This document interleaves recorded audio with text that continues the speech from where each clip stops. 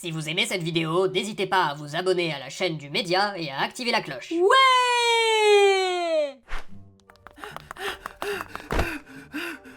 Oula, ça va? Vite, vite! Vite, quoi? Laissez-moi entrer! Je suis Diana Badiop du PS! Je suis invité! Mais qu'est-ce qui vous arrive? Vous êtes poursuivi? Oui, par les insoumis! Ah! Allez, s'il vous plaît, cachez-moi! Bon, si vous insistez. Bonjour, vous auriez pas vu une députée socialiste? Bonjour, non, pas du tout, pourquoi? Non, pour rien, je voulais juste lui parler. Bonjour, vous auriez pas vu une députée socialiste? Pas plus qu'il y a 10 secondes. Ah ok, bonne journée.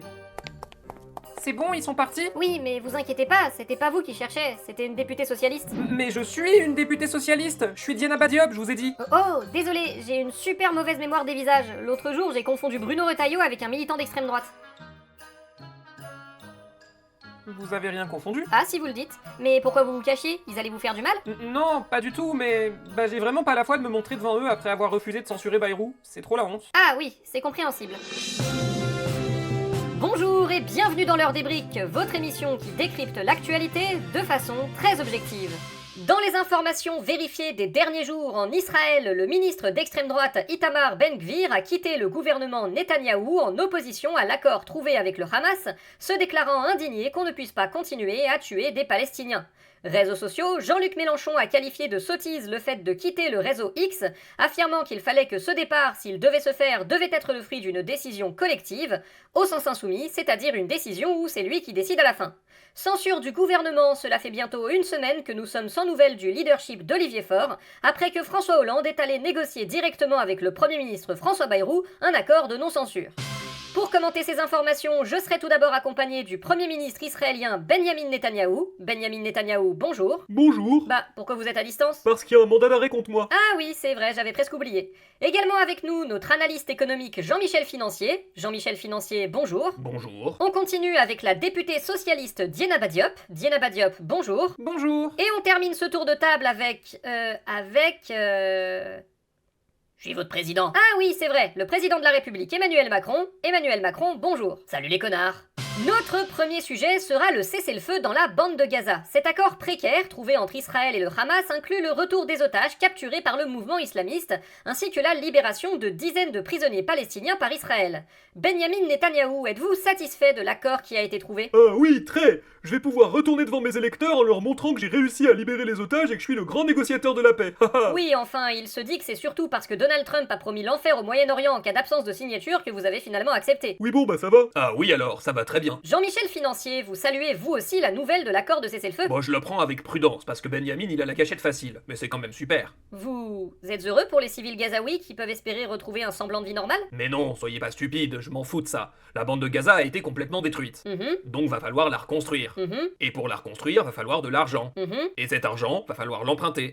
Et à qui ils vont l'emprunter? À vous? À nous, exactement. Les Gazaouis vont tous devenir nos créanciers et on va prendre le contrôle de toute l'économie locale pour fixer nos règles. Franchement, c'est inespéré. Merci Benjamin. De rien, servez-vous. Ah oui, c'est réjouissant. N'est-ce pas? Mais vous inquiétez pas, on va faire ça bien, on n'est pas des bêtes, hein. On va envoyer des administrateurs pour superviser les travaux. Faudrait quand même pas laisser ça à des Arabes. Ça tombe bien, j'ai des gens qui sont partants pour y retourner. C'est des ultra-orthodoxes, je suis sûr que vous allez bien vous entendre. Parfait, comme ça on va faire bosser les gens du coin, c'est super pour l'économie locale. Oui, donc en somme, vous préparez déjà Israël pour recoloniser Gaza, quoi. Mais pas du tout, puisqu'on vous dit que c'est pas des colons qu'on va envoyer, mais des administrateurs d'aide à la reconstruction. Bon, bien sûr, pour éviter qu'ils se fassent lâcher par les habitants, on va aussi envoyer des troupes, ça va de soi. Mais du coup, vous respectez pas le cessez-le-feu? Non, mais vous préoccupez pas des détails, de toute façon, si les Palestiniens ont quelque chose à y redire, on recommence à bombarder. Ah, si seulement je pouvais faire pareil sur la Seine-Saint-Denis. Quoi? Oubliez ça, je pensais à voix haute. Diana Badiop, et vous, quel est votre point de vue? Je suis modérément heureuse pour les Gazaouis et j'espère relativement qu'une paix précaire puisse être durable sur une durée moyenne. C'est enthousiasmant. Je suis du parti de l'espérance raisonnable. Je vois. Et c'est parti pour le point info. On sait désormais que la fortune des milliardaires a augmenté 3 fois plus vite en 2024 qu'en 2023. Pour fêter ça, Elon Musk a invité Jeff Bezos et Bernard Arnault à prendre part au premier vol de test de sa fusée pour Mars. Ces derniers ont poliment refusé l'invitation. Tension entre la France et l'Algérie, la crise diplomatique ne désemplit pas après que le président algérien Abdelmadjid Tebboune a traité le président français Emmanuel Macron de gros cacaboudin, et Silicon Valley, enfin, le patron de Facebook Mark Zuckerberg a confirmé son ralliement à Donald Trump, déclarant officiellement « Moi vouloir être copain avec Donald, moi vouloir être vrai homme gros muscle, moi apprendre à parler comme Trump ». Et on enchaîne tout de suite avec notre second sujet, l'investiture du président américain Donald Trump qui a eu lieu ce lundi 20 janvier. Désormais largement soutenu par les grands milliardaires de la tech américaine, le nouveau président promet un second mandat encore plus autoritaire et extrémiste que ne l'était le premier.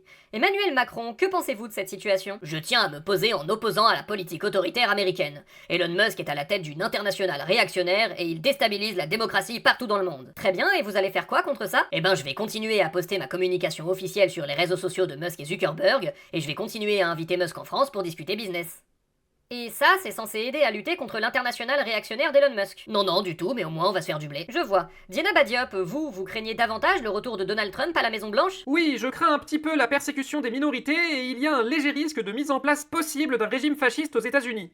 De plus, je m'inquiète légèrement de la montée en puissance de l'extrême droite partout dans le monde portée par les réseaux sociaux. Ah oui, vous êtes vraiment modéré en toutes circonstances. Mais non, enfin, je suis juste modérément modéré. Ouais, comme nous quoi. Ah bon? Bah ouais, moi je suis vice-président du groupe Meta, donc je le vois bien. C'est pour ça qu'en gage de bonne foi, pour montrer notre modération et notre apolitisme, nous avons décidé sur Instagram et Facebook de suspendre la vérification des fake news et d'autoriser les gens à traiter les LGBT de malades mentaux. Comme ça, on reste neutre. Une certaine idée de la neutralité. Ouais, c'est marrant, on dirait la mienne. Tout pareil. Benjamin Netanyahou, pour vous, l'investiture de Trump est une victoire personnelle? Ah bah oui, moi je suis pro-Trump depuis le début. Je tiens à rappeler que c'était le premier à avoir proposé un règlement pacifique et raisonnable du conflit israélo-palestinien sous son premier mandat. Ah oui, et ça a marché? Non, mais de toute façon, c'est la faute aux Palestiniens. Et rappelez-nous ce qu'il y avait dans cet accord? L'annexion des colonies cisjordaniennes et l'assujettissement quasi total de la Palestine à Israël. Et pour vous, ça c'était... Bah, une solution modérée vu qu'on les bute pas tous. Vous savez, on aime bien la modération en politique. C'est pour ça que même s'il y a le cessez-le-feu, on continue de bombarder Gaza un peu de temps en temps, histoire de rappeler qu'on est là. Évidemment.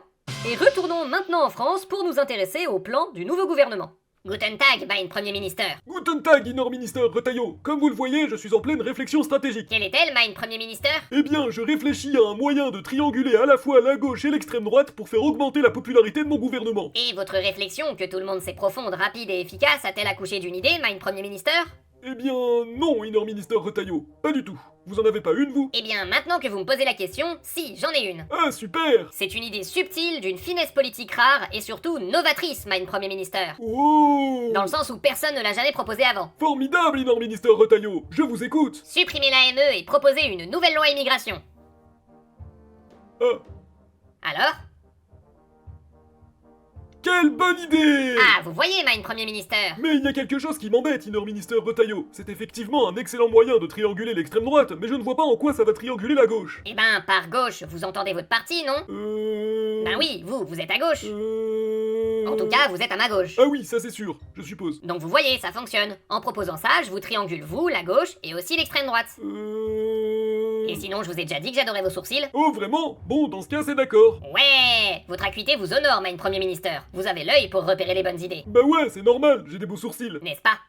Et on termine cette émission avec notre dernier sujet, la motion de censure déposée par la France Insoumise contre le gouvernement Bayrou. Cette motion était plus symbolique qu'autre chose, dans la mesure où le Rassemblement National avait déjà annoncé qu'il ne la voterait pas, mais on constate tout de même qu'après d'ultimes tergiversations, le Parti Socialiste a décidé de ne pas associer ses voix au reste du nouveau Front Populaire. Ouais! Qu'est-ce que vous faites, monsieur Macron? Je sors le champagne. On a enfin réussi à briser le NFP. Ha ha ha! Eh, mais pas du tout, on est toujours dans le NFP. Ouais, c'est ça. L'union de la gauche est morte. Vive l'union de la gauche! Mais absolument pas. Bah si, y a Mélenchon qui l'a dit. Il a dit quoi précisément? Il a déclaré sur Public Sénat que le Parti Socialiste n'était désormais plus un partenaire, mais un allié de circonstance. Bah, comme depuis le début, non? Ah oui, maintenant vous le dites. Ah bon? Bah, vous aviez pas remarqué? C'est depuis le début qu'on pouvait pas s'encadrer, sinon on serait pas dans des partis différents. Je vous rappelle que Jean-Luc il s'est barré de chez nous parce qu'il pouvait plus nous voir en peinture. Oui, d'autant que d'autres partenaires de la coalition, comme les écologistes, ont parlé de simple divergence de vue et non pas de rupture de la coalition. Oui, mais les insoumis, ils ont dit que... Mais c'est leur truc aux insoumis, c'est pas à vous que je vais donner des leçons de communication. Non, mais bon... Non, par contre, c'est vrai que la décision des socialistes de pas censurer Bayrou était assez étrange et elle vient effectivement mettre un coup de canif dans le nouveau Front Populaire. Bah oui, mais on a réussi à négocier des trucs, comme par exemple pas de rallongement du délai de carence des fonctionnaires, pas de milliers de suppressions de postes dans l'éducation nationale, et des négociations avec les partenaires sociaux sur la réforme des retraites. Oui, et de l'autre côté, il y a toujours Bruno Retailleau au gouvernement, aucune garantie de non-utilisation de 49.3, et Elisabeth Borne qui a proposé de réduire le temps de vacances scolaires. Oui, bah vous vous êtes fait avoir. Mais... Cela dit, Emmanuel Macron, la situation ne vous est pas favorable. Bah pourquoi? Eh bien, si les partenaires sociaux trouvent un accord, la réforme des retraites que vous avez tant défendue sera abrogée. Voilà, répétez la première moitié de la phrase.